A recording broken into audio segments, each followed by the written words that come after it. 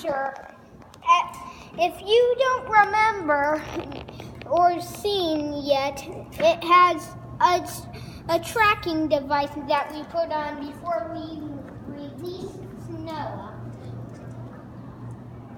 And it has this tentacle arm from its alien species that it doesn't use that much, that it extends out of itself, but it doesn't normally use it. So this is probably one of the only times we'll see it unleashed from it.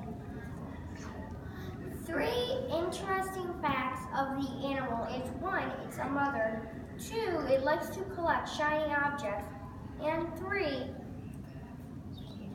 its name stands for robot, part dragon, octopus, jellyfish, narwhal, shark. And now, if my predictions are correct, it will go through first eat the tadpole shrimp, go through the deadly obstacle, past the